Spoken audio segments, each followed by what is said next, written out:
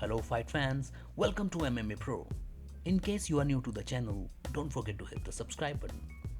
Today we are gonna talk about the strategy that the UFC fighter Tom Aspinall has been using to somehow maintain his fight stats. And to be honest, he has been really successful in doing that. Now this video might piss Aspinall's fans, but I think it is important to address this because he has been trying to fool many hardcore MMA fans. Before I start, I want you guys to know that I don't mean to say that he's not a good fighter. He is in fact a very good heavyweight fighter, but there is just one thing that many people are not able to see, or they are already seeing it but are not willing to accept it.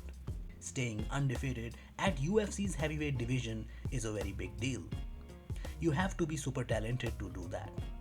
Every fighter in UFC looks for a big payday, and in the heavyweight division, we know fighting Jon Jones is gonna be a big payday for any fighter. And that's what Tom Aspinall is after, and he knows to convince the fans and Jon Jones himself that he deserves to fight him, he needs to prove that he is dominating the current heavyweight division. He had lost to Curtis Blaydes in his first fight with him, as he claims he got injured, which I highly doubt. In their first fight, Blaydes was quite fast in striking, which Tom did not anticipate. And since Blaydes has spectacular wrestling skills as well, he did not want to get taken down. So just few seconds into the fight, Blaydes was throwing punches fast, and one of the punch landed hard on Tom's chin and he went on ground. But Tom immediately held his leg, pointing out an injury, which I don't think was the case.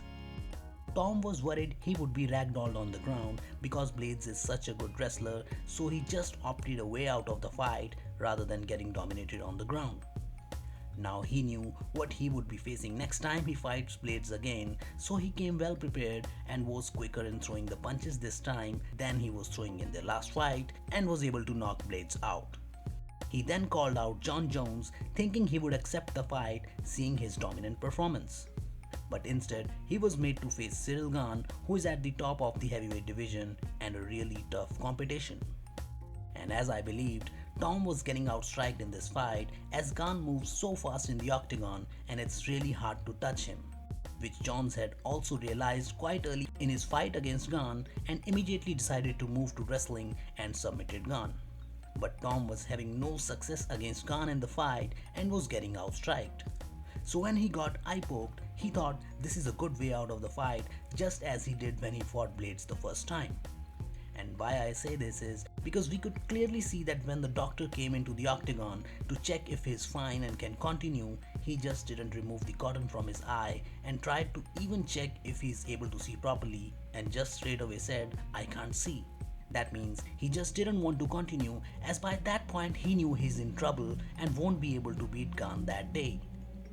Now in next fight, Tom will come prepared, knowing what to deal with when fighting Gane, and he might be able to beat Gane next time as well, but you never know how things could go inside the octagon. And to be honest, he knew that he would be criticized after he got out of the fight this way, so his team already started claiming he's got serious eye injuries to prove that it was a legitimate injury. But no one knows the truth.